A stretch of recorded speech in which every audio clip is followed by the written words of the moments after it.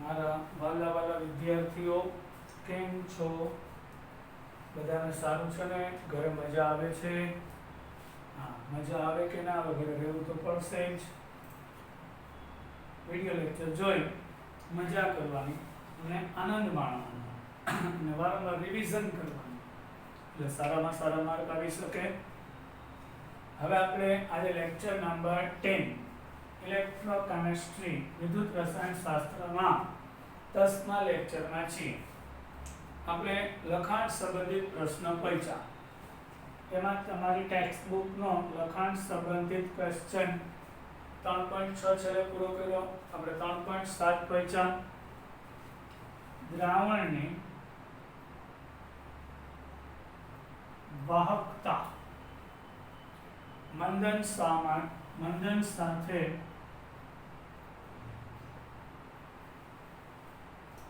શા માટે ઘટે છે? દ્રાવણની વાહકતા મંદન સાથે શા માટે ઘટે છે? હવે તમે કીધું દ્રાવણની વાહકતા બે ટાઈપની હોય છે, એક વાહકતા અને મોલર વાહકતા. મંદન સાથે ઘટે એનું કારણ તમને સમજાવી દઉં. આપણે એકમ કદનું, એટલે મેં કીધું વારંવાર પાછું જ રિપીટ કરીએ, એ છે 1 મીટર સ્ક્વેર હોય, લંબાઈ 1 મીટર હોય, એટલે આ આડછેદનું ક્ષેત્રફળ છે. એટલે આટલા ભાગની અંદર જે આયન હોય એની વાહકતા થાય. એટલે એકમ કદમાં આ 1 લીટરમાં 1 મોલ આયન હતા એકમ કદમાં. હવે મંદન કરું એટલે આયનો અહીંયા છે, હવે અહીંયા પણ આવી જાય ને, એટલે અહીંયા આયનોની સંખ્યા ઘટે, એટલે મંદન સાથે વાહકતા ઘટે. એટલે આ એકમ 8/ના ક્ષેત્રફળમાં એની વચ્ચે અને એકમ લંબાઈ, એટલે આ બે ધ્રુવ વચ્ચેનું અંતર 1 મીટર હોય, આનું ક્ષેત્રફળ 1 મીટર સ્ક્વેર હોય, એની અંદર જે આયનો હોય એ એની વાહકતા દર્શાવશે. પણ હવે હું પાણી ઉમેરીને મંદન કરું એટલે હવે આયનો છે અહીંયા નહીં હોય, પેલા આટલા ભાગમાં જ હતા, એ વાહકતા વધારે હતી. હવે આયનો આખા દ્રાવણમાં જશે એટલે એની વાહકતામાં ઘટાડો થાય છે. એટલે દ્રાવણનો જવાબ આવો થશે,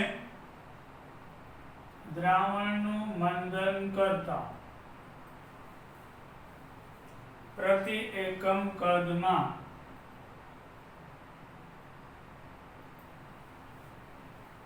આયનોની સંખ્યા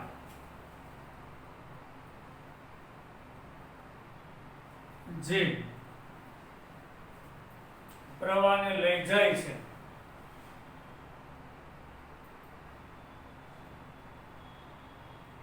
તેમાં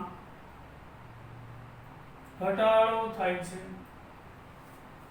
પેલા 1 લીટર હતું, એમાં આયનો આટલા ભાગમાં વધારે હતા, પાણી ઉમેરું છું એટલે આયનો આખા દ્રાવણમાં વહી ગયા, એટલે એકમ કદમાં પ્રવાહને લઈ જતા આયનો ઘટે, પરિણામે વાહકતા ઘટે છે.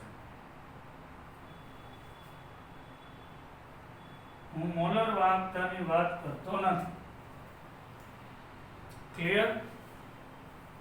હવે પાણી માટે લેમ્બડા અંશ m નું મૂલ્ય નક્કી કરવાનો માર્ગ સૂચવો. અમે ક્વેશ્ચન જોયો 3.8.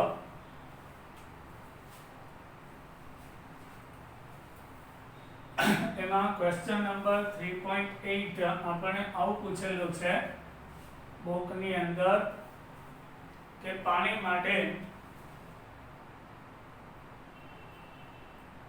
લેમ્બડા અંશ m એટલે અનંત મંદને મોલર વાહકતા સીમિતતા નું મૂલ્ય નક્કી કરવાનો માર્ગ સૂચવો.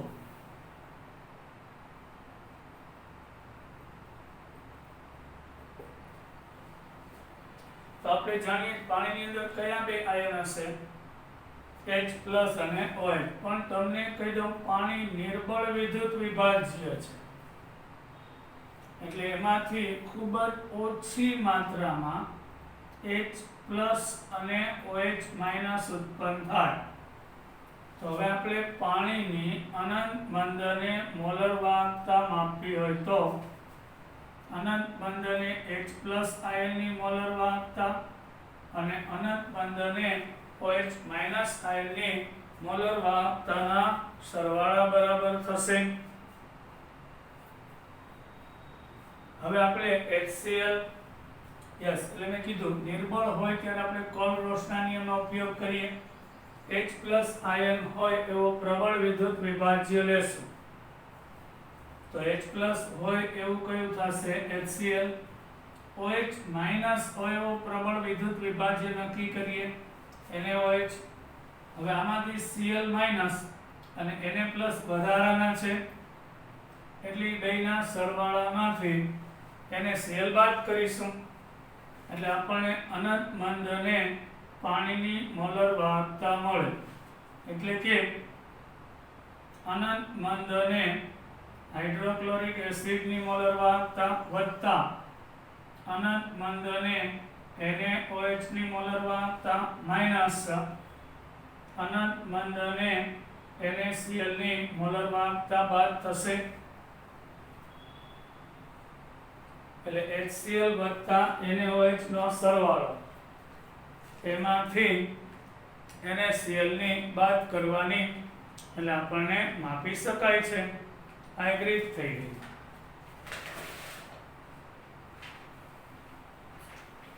એટલે આપણે વિગતવાર સાબિત કરીએ તો આ લેમ્બડા અંશ MH પ્લસ લેમ્બડા અંશ MCl માઇનસ વત્તા લેમ્બડા અંશ Na પ્લસ લેમ્બડા અંશ MOH માઇનસ લેમ્બડા અંશ Na પ્લસ માઇનસ લેમ્બડા અંશ MCl Cl જાય Na પ્લસ જાય તો અનંત બંધને H પ્લસ અને OH માઇનસ એની બેયની થઈ ગયું સાબિત છોકરાઓ. બધાને દેખાય છે ને બરાબર?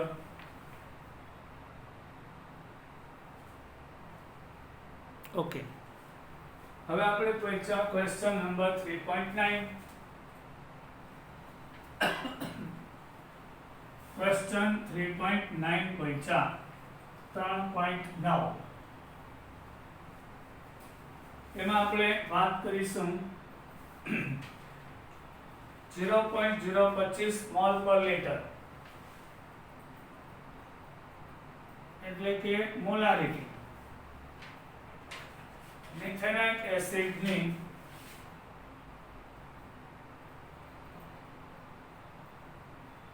મિથેનિક એસિડ એટલે ફોર્મિક એસિડ ની મોલર વાહકતા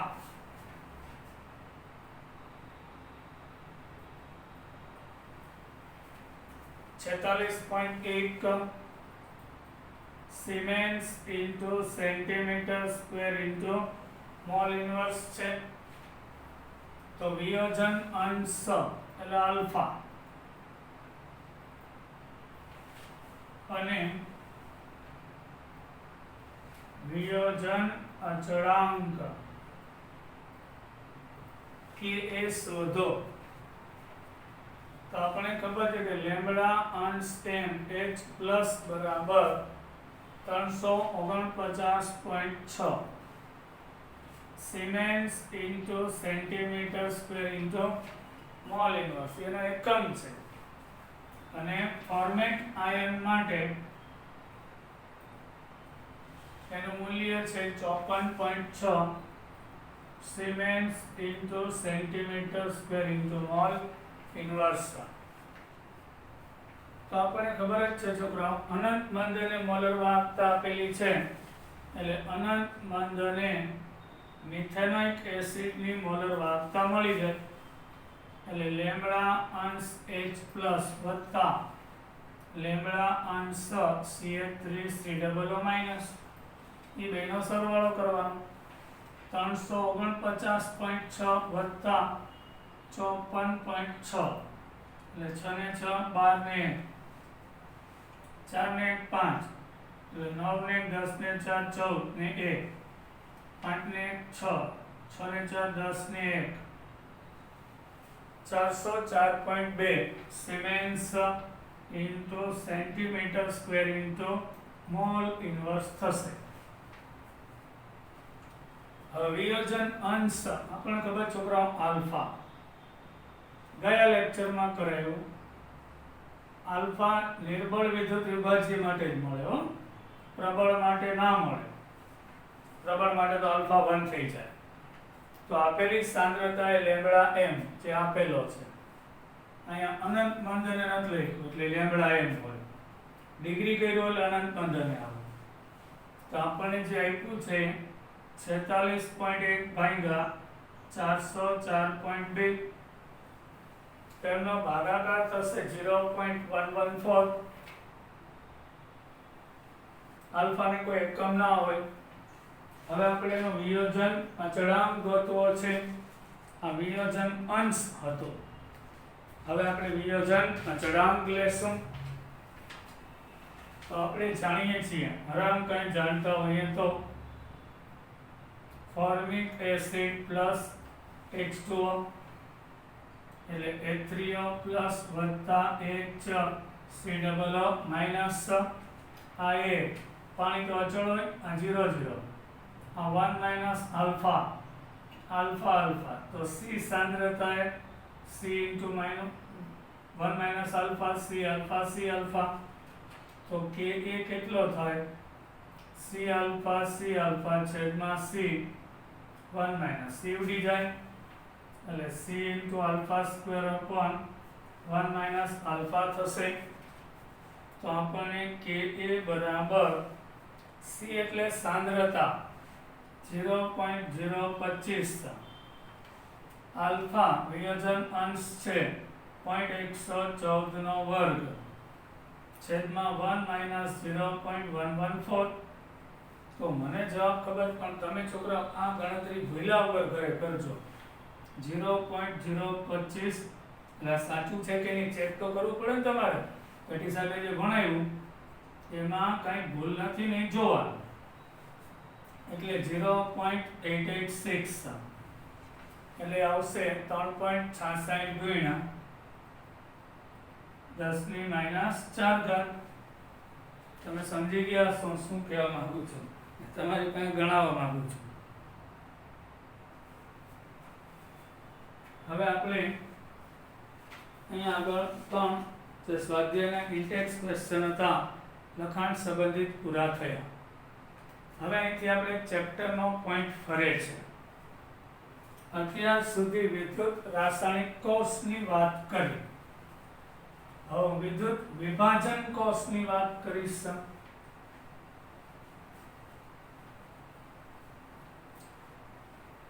અત્યાર સુધી આપણે વાત કરીએ વિદ્યુત રાસાયણિક કોષ હતો મતલબ કે જે આપણને રાસાયણિક ઉર્જામાંથી વિદ્યુત ઉર્જા આપે છે.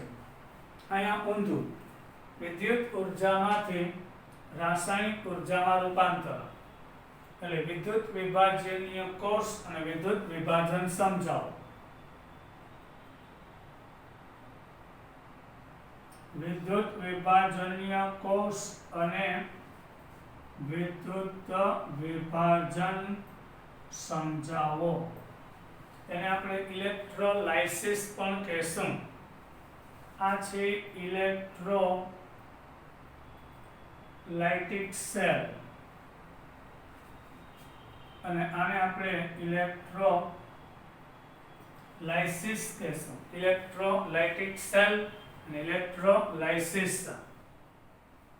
વિદ્યુત વિભાજન કોષ એક એવું સાધન છે કે જેમાં બહારથી તમે કોઈ એક દ્રાવણ લેવામાં આવે. ધારો કે હું NaCl લઉં છું, પીગાળેલું પાણીને ગરમ કરીને પ્રવાહી બનાવું. પછી બહારથી એનોડ અને કેથોડ જોડીએ છીએ.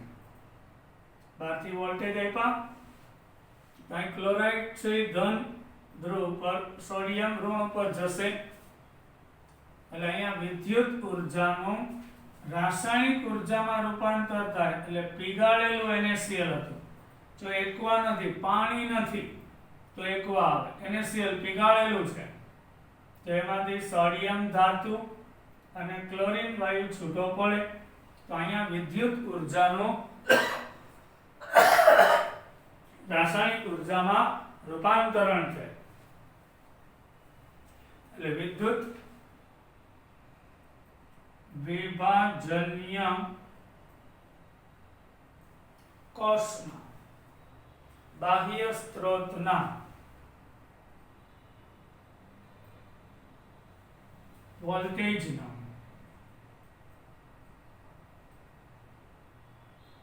ઉપયોગ રાસાયણિક પ્રક્રિયા કરવા માટે થાય છે.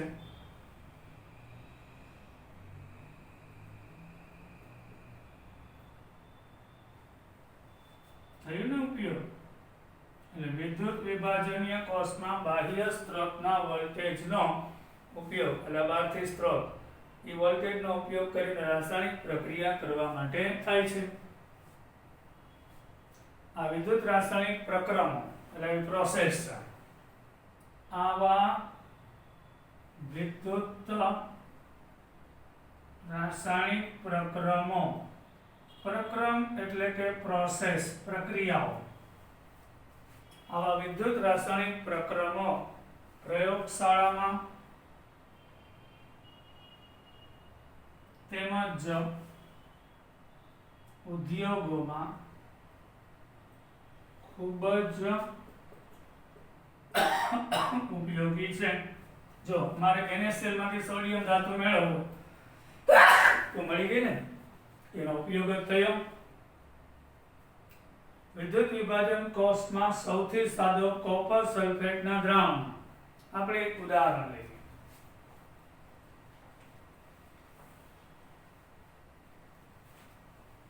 આપણે કોપર સલ્ફેટનું દ્રાવણ લઈએ.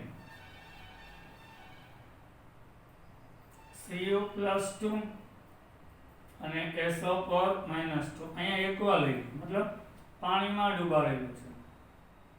એમાં બે કોપરના સળિયા ડુબાડીએ અને બહારથી બેટરી જોડીએ. ધન ધ્રુવ એટલે એનોડ, ઋણ ધ્રુવ એટલે કેથોડ. આ એનોડ થશે અને આ કેથોડ થશે. એટલે વિદ્યુત વિભાજન કોષમાં સૌથી સાદો કોપર સલ્ફેટના દ્રાવણમાં ડુબાડેલી પટ્ટીઓ જો બંને ધ્રુવને સીધો પ્રવાહ DC કરંટ આપીએ તો કેથોડ પર Cu+2 આયન વિસર્જિત થાય છે, એટલે કે નિક્ષેપિત થાય કેથોડ ઉપર. શું થશે તમને કહું? અહીંયાથી કોપર છે એનું ઓક્સિડેશન થશે, એટલે એનોડ ઉપર ઓક્સિડેશન થાય છે, એટલે Cu સોલિડ માંથી Cu+2 બનશે. એટલે આ જે એનોડનો સળિયો છે ને ખવાતો જશે, એટલે દ્રાવણની અંદર Cu+2 આયન જશે, એ કેથોડ ઉપર જાય છે, ત્યાં રિડક્શન થશે. આ Cu+2 આયન બે ઇલેક્ટ્રોન મેળવી અને Cu સોલિડ બનશે. આને બે ઇલેક્ટ્રોન ગુમાવ્યા અને બે મેળવ્યા. Cu+2 કોમન, એટલે એનોડ ઉપરનું જે કોપર હતું એ કેથોડ ઉપર જમા થાય છે. તો આનો ફાયદો શું એ તો કહું છું.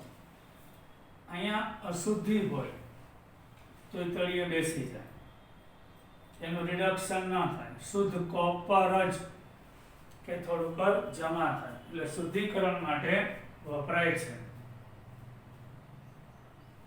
અને DC કરંટ આપ્યો છે, એટલે આપણા ઘરમાં તો AC હોય, પ્લસ પ્લસ જ રહેશે અને માઇનસ માઇનસ, એને DC કરંટ કહેવાય. અને આ રીતે અને કોપર એનોડ ઉપર ઓગળે છે, ઓક્સિડેશન પામે, અને આમ કોપર છે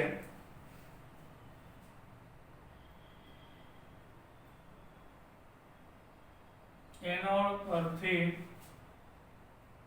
ઓગળવા લાગે અને શુદ્ધ કોપર કેથોડ પર જમા થાય છે. અહીંથી કોપર છે ઓગળવા લાગે એટલે Cu+2 આયન દ્રાવણમાં જાય અને આ Cu+2 આયન કેથોડ ઉપર જમા થાય છે અને ઉચ્ચ શુદ્ધતાવાળા કોપર મેળવી શકાય. તેનો આ પાયો છે.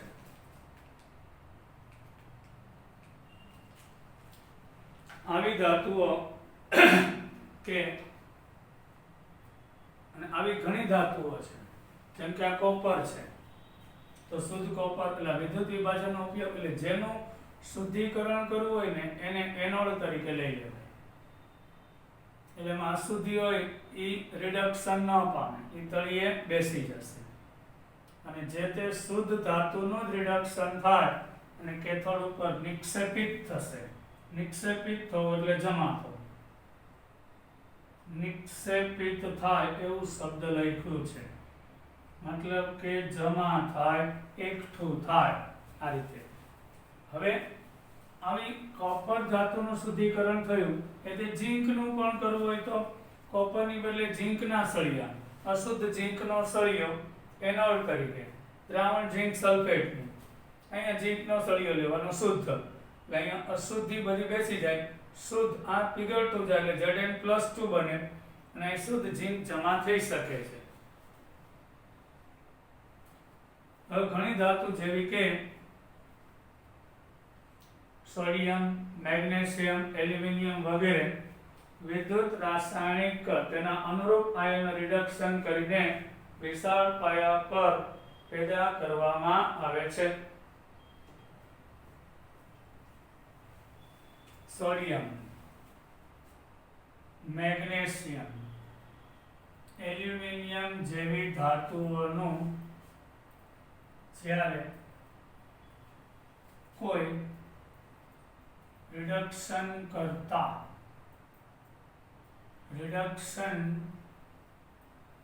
કરી શકતા નથી ત્યારે આ પદ્ધતિ ખૂબ જ ઉપયોગી છે.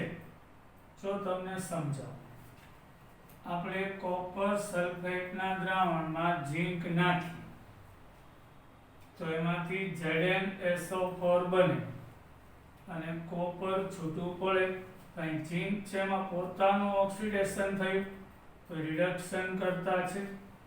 પણ હું સોડિયમ સલ્ફેટ લઈ લઉં તો મારે સોડિયમનું રિડક્શન કરાવવું હોય તો આ સોડિયમનું રિડક્શન કરાવે એવો કોઈ રિડક્શન કરતા જ નથી. મેગ્નેશિયમનું રિડક્શન કરાવે, ચાલો મારે MgSO4 માંથી મેગ્નેશિયમ મેળવવું છે તો કોઈ રિડક્શન કરતા તો જોઈએ ને એનું રિડક્શન કરાવી શકે કે આવું રિડક્શન કરતા કેમ કોપર સલ્ફેટ માટે ઝીંક છે.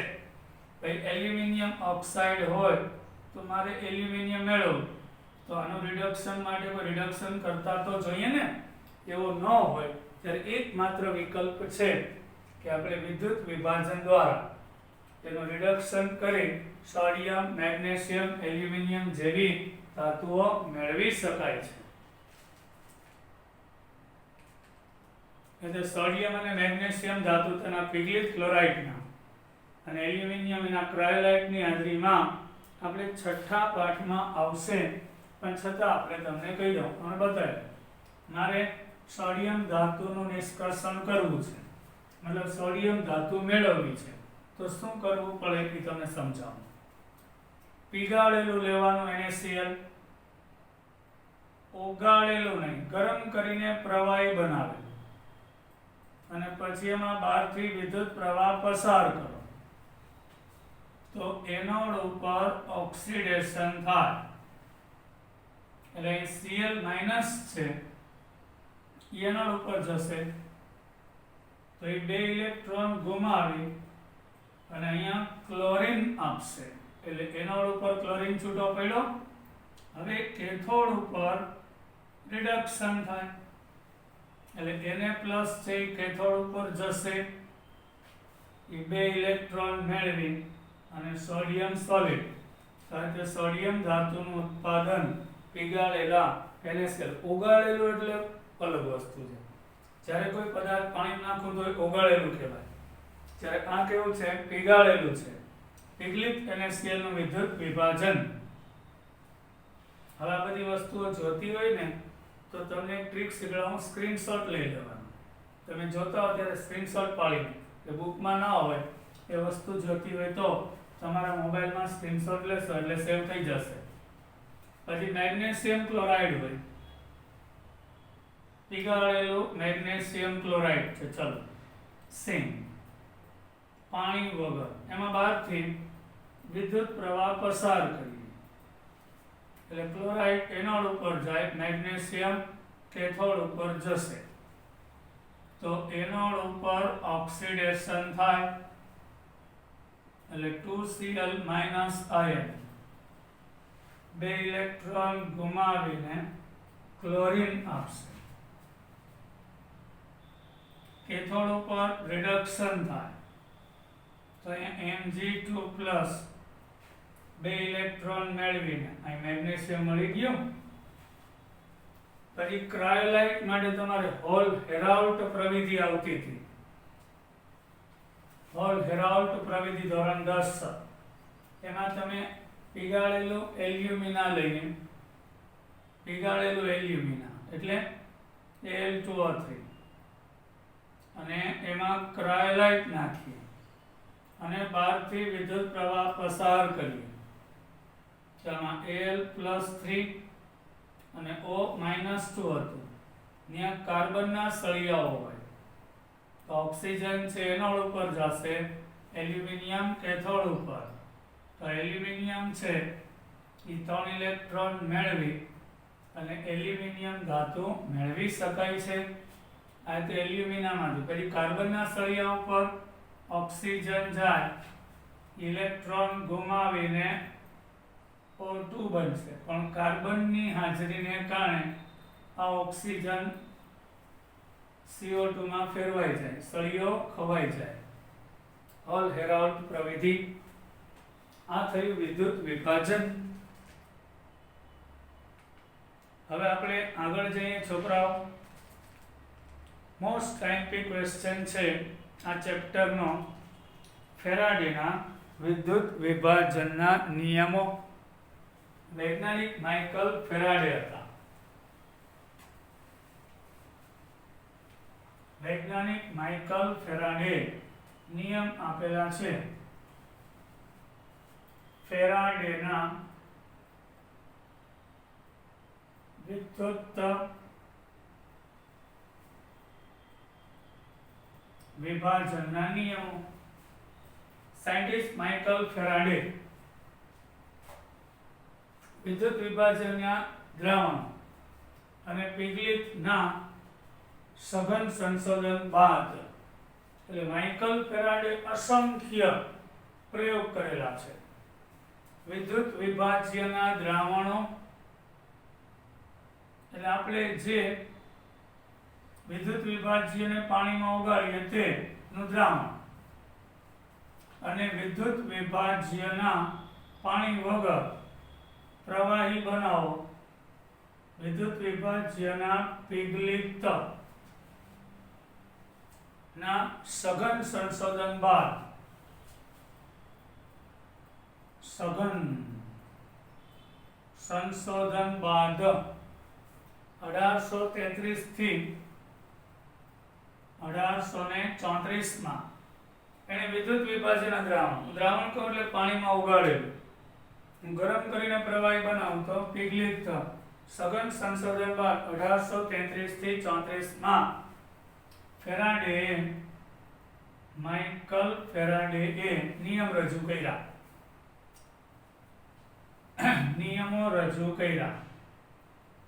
એને બે નિયમ આપ્યા, પ્રથમ નિયમ અને દ્વિતીય નિયમ કહેશું. ફેરાડેના બે નિયમ છે. એટલે વિદ્યુત વિભાજન માટેનો નિયમ પહેલો, પ્રવાહને કારણે વિદ્યુત વિભાજન દરમિયાન કોઈ પણ વિદ્યુત ધ્રુવ પર થતી પ્રક્રિયાનો જથ્થો વિદ્યુત વિભાજન તથા પિગલિતમાંથી પસાર કરેલા વીજભારના જથ્થાના સમપ્રમાણમાં હોય છે.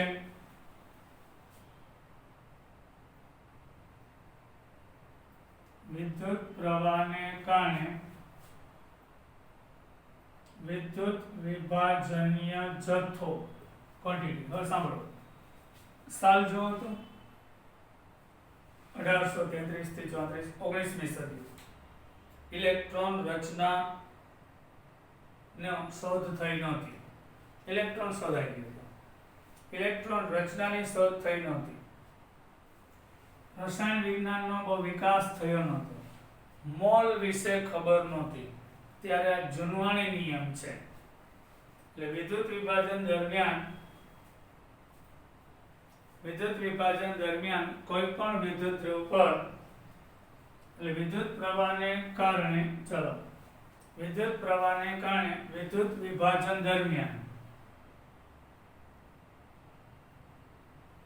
એટલે બહારથી આપણે વિદ્યુત પ્રવાહ પસાર કર્યો તે વિદ્યુત વિભાજન દરમિયાન કોઈ પણ વિદ્યુત ધ્રુવ પર એટલે એનોડ અને કેથોડ ઉપર કોઈ પણ વિદ્યુત ધ્રુવ પર થતી પ્રક્રિયાનો જથ્થો વિદ્યુત વિભાજનીય દ્રાવણ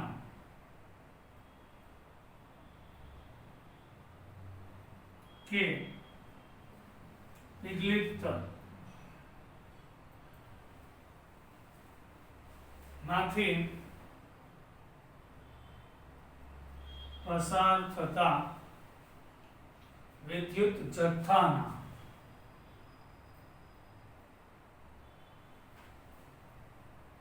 સમપ્રમાણમાં હોય છે. હવે આપણી બુકમાં થોડું ડિટેલમાં જાઓ, ધ્યાન આપજો. એટલે કે જે બહારથી તમે વિદ્યુત પ્રવાહ પસાર કરો છો એ જેટલો વધારે હશે એટલે દેખીતી વાત છે એટલી જ નિપજ વધારે મળશે. બરાબર. જેટલો વિદ્યુત પ્રવાહ ઓછો પસાર કરશો તો ધ્રુવ પર મળતી નિપજ ઓછી હશે, આવું કીધું. તો m મોલની શોધ નથી, એટલે m એટલે માસ, મળતો નિપજનો જથ્થો વિદ્યુત ધ્રુવ પર, q એટલે કે વીજભાર, પસાર કરેલો વીજભાર, m જે તે નિપજનું દળ. હવે m બરાબર z into q થાય, આ યાદ રાખજો, જરૂર પડશે. અહીં z ને વિદ્યુત રાસાયણિક તુલ્યાંક કહે છે, અને જુદા જુદા તત્વો માટે જુદો જુદો હોય છે. આ z છે એ વિદ્યુત રાસાયણિક તુલ્યાંક છે, અને તત્વ બદલી જાય તો z નું મૂલ્ય બદલી જાય છે. હું એને આધુનિક સાથે સરખાવીને તમને સમજાવું. આધુનિક સાથે આપણે સરખાવીને આપણે જઈએ તો આધુનિકતા સાથે આપણે સરખાવીએ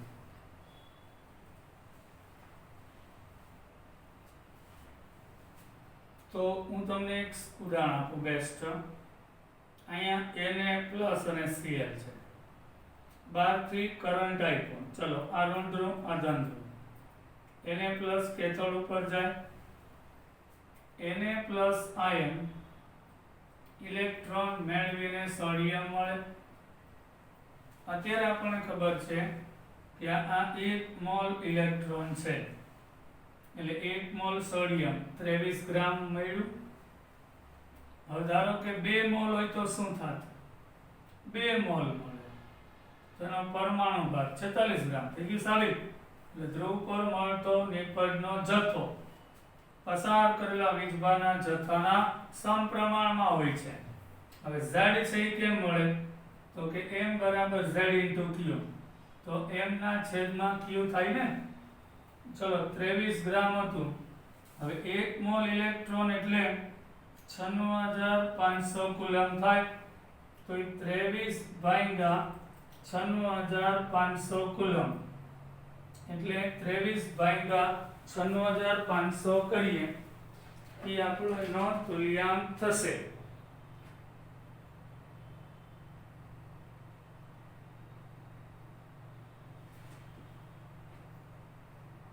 ત્રેવીસ ભાગ્યા 96500 0.000 2383 0.0002383 થાય.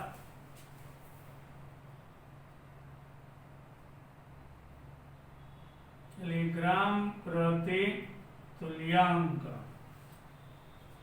હવે જો મેગ્નેશિયમ ધાતુ હોત તો Z બદલી જાય. કોઈ એક તત્વ માટે Z અચળ, આ સોડિયમ માટે અચળ હોય. કામ ખબર? હું 2 મોલ લઉં એટલે 46, હા 2 મોલ એટલે તમને સમજાશે નહીં, મારે કેવું જ પડે વ્યવસ્થિત. આ 1 મોલ છે, આ 2 મોલ છે. તો 1 મોલ ઇલેક્ટ્રોન એ 1 મોલ સોડિયમ, તો 2 મોલ એટલે 2 ગુણ્યા 23 ભાગ્યા 2 ગુણ્યા 9500 તો ઉડી જ જાય ને. આ ભાગાકાર આટલો જ આવે. હવે તત્વો બદલે ને તો Z બદલે. હું મેગ્નેશિયમ લઉં, Mg+2 2 ઇલેક્ટ્રોન માંથી Mg. મેગ્નેશિયમનો પરમાણુ ભાગ 24 છે, તો 24 ભાગ્યા 2 ગુણ્યા 9500 કરું તો મને મેગ્નેશિયમનો વિદ્યુત રાસાયણિક તુલ્યાંક મળે. એટલે 24 ભાગ્યા 9500 0.000 2487 થાય. કેલ્ક્યુલેટરથી ગણતરી કરી મેં. રેડી? આવું થશે. તત્વ બદલે Z બદલે. હજી એક આ સૂત્ર M બરાબર Z into Q તો છે જ. હવે Q બરાબર I into T. I ampere જેટલો પ્રવાહ T સેકન્ડ માટે પસાર થાય એટલે એમ્પિયર ઇન્ટુ સેકન્ડ એટલે કુલમ્બ કહેવાય. તો આ સૂત્રને આમ પણ લખી શકીશ. આ નીટની તૈયારીનો એક ભાગ છે. એટલે M બરાબર Z into I into T થશે. હવે નિયમ નંબર 2. પહેલો નિયમ પૂરો થયો વિગતવાર. ફેરાડેનો બીજો નિયમ.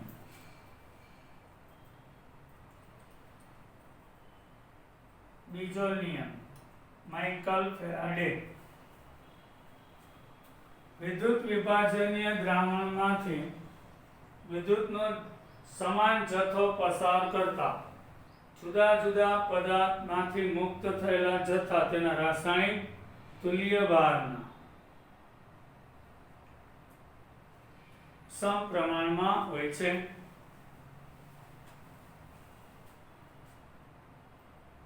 વિદ્યુત વિભાજનીય દ્રાવણમાંથી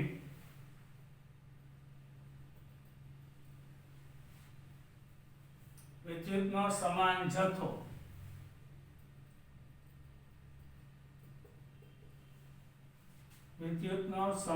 જથ્થો પસાર કરતા જુદા જુદા પદાર્થમાંથી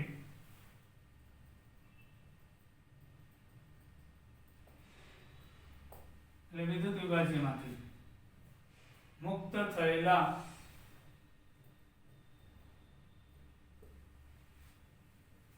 જથ્થાઓ તેના રાસાયણિક તુલ્ય ભારના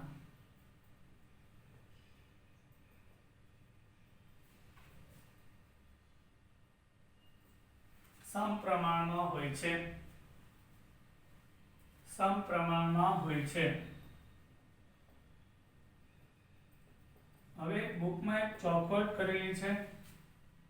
રાસાયણિક તુલ્યભાર કેમ મળે? તો કૌંસમાં એક સૂત્ર આપેલું છે બુકમાં. ધાતુનો પરમાણુ ભાર છેદમાં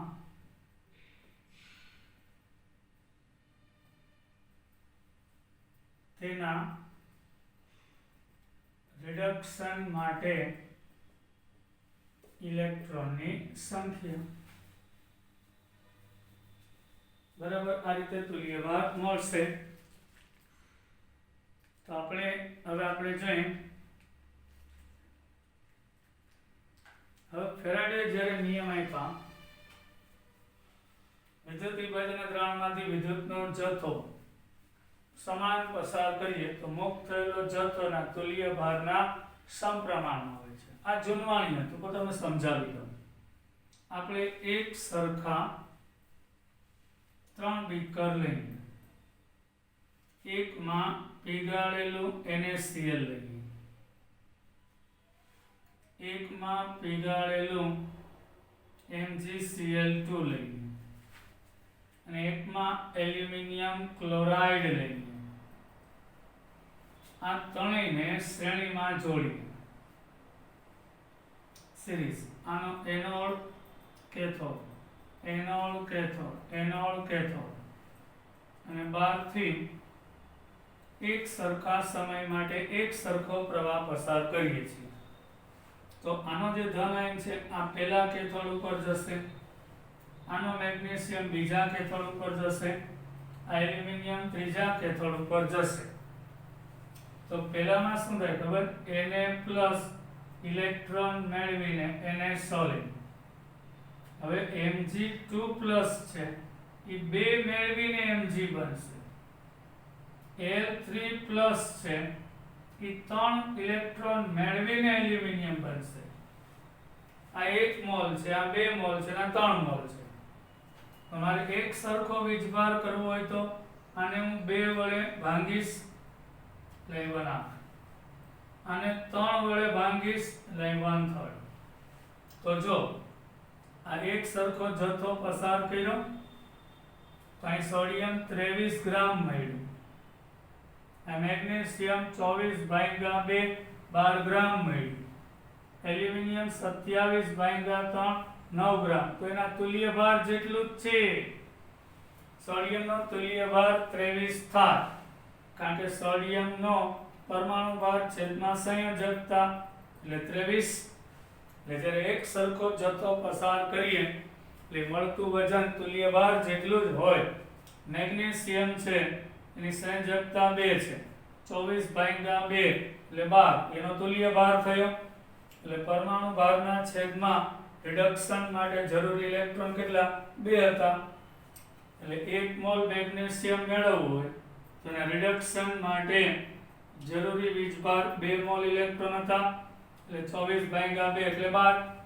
હવે એલ્યુમિનિયમની વાત કરીએ તો 3 મોલ ઇલેક્ટ્રોન મેળવીને એલ્યુમિનિયમ બનશે. તો 27/3 એટલે 9 થશે. સમજાઈ ગયું? હાથ તો પાડો.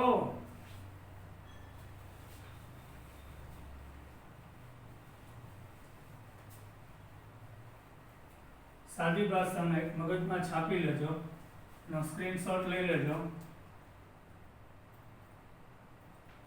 જ્યારે 1 મોલ ઇલેક્ટ્રોન એટલે 1 ફેરાડે કહેવાય, 6500 કુલમ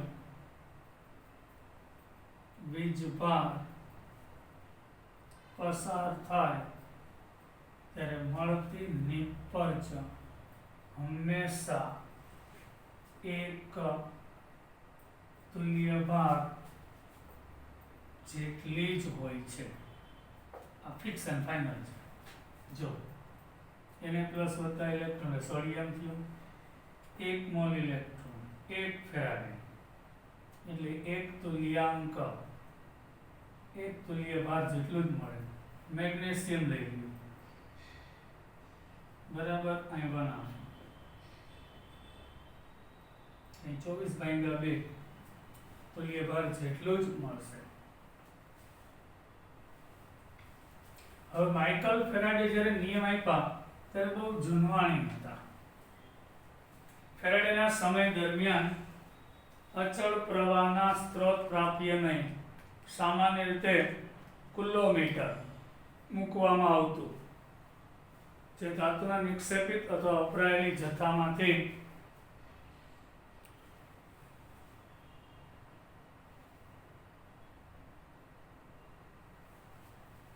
ફેરાડેના સમયમાં બહુ જૂનવાણી નિયમ છે છોકરાઓ. એટલે માઇકલ ફેરાડેના સમયની અંદર કિલોમીટર વાપરવામાં આવતું હતું. કિલોમીટર. અચળ પ્રવાહ એટલે ડીસી પ્રવાહ ની જાણ ન હતી માઇકલ ફેરાડેમાં, અને ત્યારે કુલોમીટર, ત્યારે ડીસી કરંટ નહોતો ફેરાડેના સમયમાં, કુલોમીટર મૂકવામાં આવતું હતું. હવે જે ધાતુના નિક્ષેપિત અથવા વપરાયેલા જથ્થામાંથી સિલ્વર અથવા કોપર વિદ્યુત પ્રવાહના જથ્થા પરથી ગણી શકાતું, અને ધાતુમાં નિક્ષેપિત જથ્થો સિલ્વર અથવા કોપરમાંથી ગણી શકાતું હતું. એટલે કેટલી નિપજ મેળવી તો સિલ્વર અને કોપર ઉપરથી નિક્ષેપિત એટલે જમા થયેલો વપરાયેલ જથ્થો ગણી શકાતું. આ રીત લુપ્ત થઈ ગઈ છે. આ જૂનવાણી રીત હતી. હવે આધુનિક રીત છે Q બરાબર I into T. હમણાં મેં કીધું I એટલે કેટલા એમ્પિયરનો પ્રવાહ બરાબર સેકન્ડ માટે પસાર થાય, એટલે Q બરાબર I into T. હવે ઓક્સિડેશન અને રિડક્શન માટે જરૂરી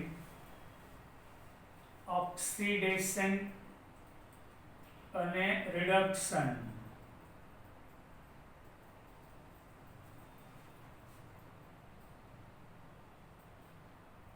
જરૂરી ઓક્સિડેશન થતું હોય રિડક્શન થતું હોય, જરૂરી વિદ્યુતનો જથ્થો વિદ્યુત ધ્રુવ પ્રક્રિયાની તત્વ યોગનીતિ પર રહેલો છે. જરૂરી જથ્થો પ્રક્રિયાની તત્વ આધુનિકતા આવી ગઈ બરાબર, એટલે નિયમમાં ફેરફાર આવી ગયો. Q બરાબર I into T, જેમ કે Ag પ્લસ લઈએ તો ઇલેક્ટ્રોન મેળવીને Ag બનશે. આનો મતલબ શું થાય કે 1 મોલ સિલ્વર આયનના રિડક્શન માટે 1 મોલ ઇલેક્ટ્રોનની જરૂર પડે.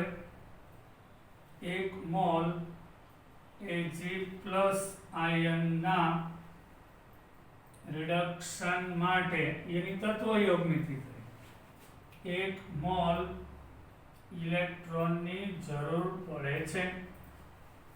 આની તત્વ યોગનીતિ થઈ.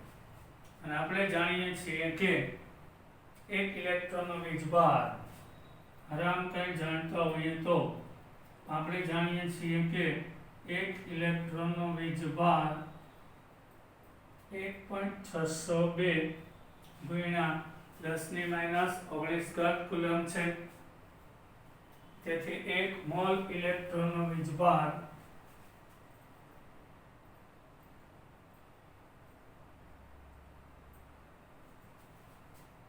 1.602 માઇનસ 19 ગુણ્યા 6.022 10⁻23 થાય.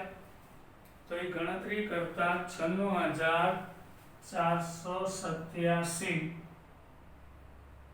એટલે 9.487 10⁻4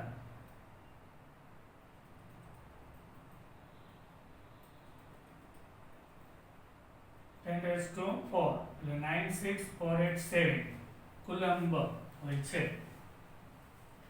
એટલે 1 મોલ ઇલેક્ટ્રોનને આપણે 1 ફેરાડે પણ કહેશું છોકરાઓ. એટલે 1 મોલ ઇલેક્ટ્રોન 1 ફેરાડે જેટલો પ્રવાહ પસાર થાય અને આ જથ્થાને F સંજ્ઞા વડે દર્શાવે.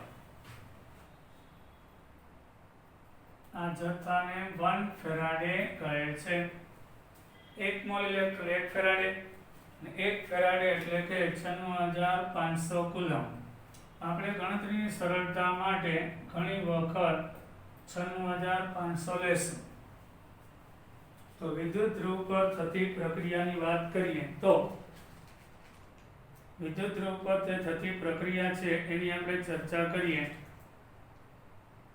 તો આ સ્પષ્ટ છે કે Mg+2, હમણાં મેં બતાવ્યું એ જ હતું, Mg2+, 2 ઇલેક્ટ્રોન મેળવીને Mg બનશે. Al3+, 3 ઇલેક્ટ્રોન મેળવીને Al બનશે. Mg ના 2 મોલ એટલે 2 ફેરાડે, Mg+2 ને Al+3 ના 2 ફેરાડે અને 3 ફેરાડેની જરૂર પડે. અહીંયા આગળ 1 મોલ મેગ્નેશિયમ મેળવવું હોય તો 2 ફેરાડે, 1 મોલ એલ્યુમિનિયમ મેળવવું હોય તો 3 ફેરાડે કુલમની જરૂર પડે. વિદ્યુત વિભાજન દરમિયાન પસાર થતો વિદ્યુત પ્રવાહ એમ્પિયરમાં અને સમય સેકન્ડના ગુણાકારમાં હોય છે. આપણે જે સમય પસાર કરીએ વિદ્યુત પ્રવાહ એટલે I એમ્પિયરમાં અને સમય સેકન્ડમાં એટલે આપણો વીજભારનો જથ્થો કુલમમાં મળે છે. ધાતુના વ્યાપારિક ઉત્પાદન માટે ધાતુના વ્યાપારિક એટલે ઔદ્યોગિક ઉત્પાદન માટે 50,000 એમ્પિયર જેટલો પ્રવાહ ઉદ્યોગમાં વપરાય.